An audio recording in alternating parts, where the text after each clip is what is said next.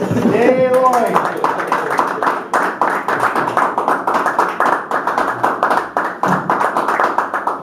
There you go, Jack. We'll be administering CPR to Scott here pretty soon. You know, it's interesting. This morning on one of my online news feeds, I saw this little story about how beekeeping has become a trendy, big city thing for young urban professional types. And the main result of that is that emergency room treatments for bee sting allergies are skyrocketing in all the big cities. So, Brandon, you're a trendy guy. You may not know it yet. Now, the speech itself, you may have gathered that Brandon is not a beginner.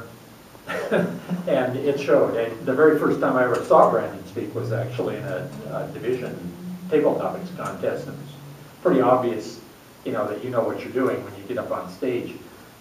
What did you excel at? It says here, you know, all the things: vocal variety, gestures and movement, facial expressions. Just about all of that was nearly perfect in my view.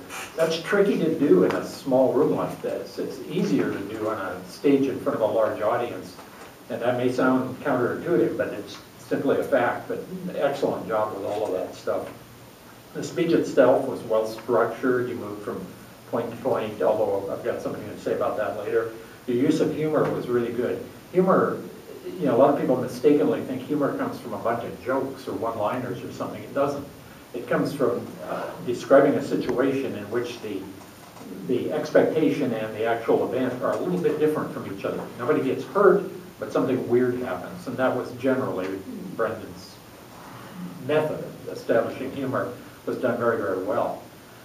What you may want to work on, now this is a tricky one for me. The assignment says the speech may be humorous, informational, or any style the member chooses, so you do whatever you wanted, basically. But you seem to me to have two different things going on in this speech at the same time.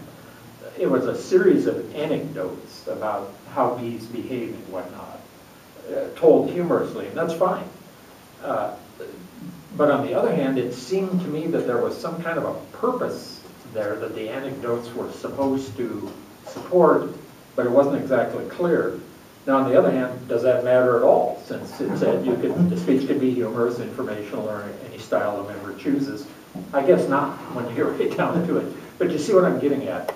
I like the anecdotes a lot, but I kept thinking, okay, what this is leading to? What is it supporting? I never saw that, although you didn't actually have to support that. Now, challenge yourself. What to do, what to do. I don't know.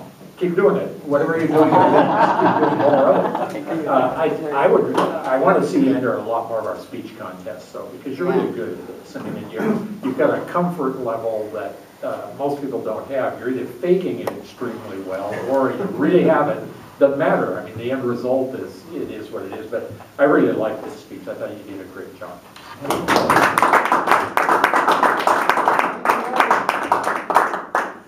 Now for our timer's report. Good speaker.